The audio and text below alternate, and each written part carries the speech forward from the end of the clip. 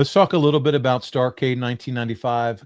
Again, encourage all of you to continue to throw your chats in and your questions, and I'll come over as we go through some of this, and we'll ask Arn some of your questions. But it takes place in Nashville, Arn, Municipal Auditorium. It's the second year in a row that they're doing that in Nashville. This is December 27th, about 8,200 fans, over 6,000 paid. But the real story was the setup to this whole deal. And so I'm going to loosen some cobwebs here for you because, again, this is a long time ago. We're talking 1995. But WCW and New Japan had been working closely. And before World War III, you, Flair, Sting, the Giant, and the Nasty Boys all worked a 2-day card over in Japan. You and the Giant teamed up in Tokyo and got a win over Hashimoto and Yasuda. And then the next night, you and Flair teamed up against Sting and the IWGP champion, the Great Muta, in a true dream match. And so seeing what's going on over there, Bischoff and Sonny Ono get together, and Bischoff pitches the idea to WCW about, hey, why don't we do a WCW versus Japan style tournament at Starcade to rebuild the relationship that Bill Watts had damaged years earlier. And man, it was wild. They did 7 matches on here at this Starcade. It was WCW versus New Japan, all labeled international bragging rights. There was a cup. Whoever won got a huge cup. And as I go through the results, I'll show a picture of it.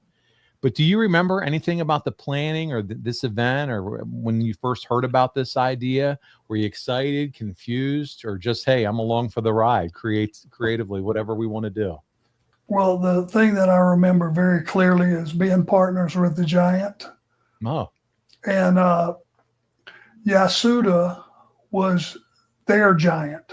He was really big in stature and size, and they used him like a giant in Japan. Hashimoto was heavy hitter with big time kicks. And Yasuda, we built the match, Hashimoto and myself, if I remember correctly. Finally, I got banged around pretty good. In came Yasuda. He bounced me around like a giant should, and I set the tone for the tag to our Giant. I didn't know he was going to shoot up to the top rope and drop kick off the top. Wow. And I'm watching, and I was in this moment of disbelief. And if you could have heard it, the Japanese audience, when they see something like that, it's like the reaction is like, ooh. It's like disbelief, but it's like a whole different reaction. And he hit that. I looked at Yasuda's face when the Giant jumped off the top, and his eyes were like saucers.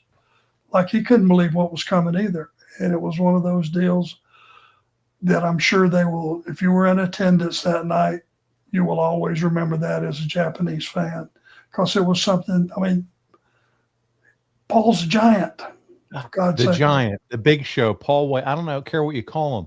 7 foot, what, 2, 3, 4? 400 something pounds, but symmetrical.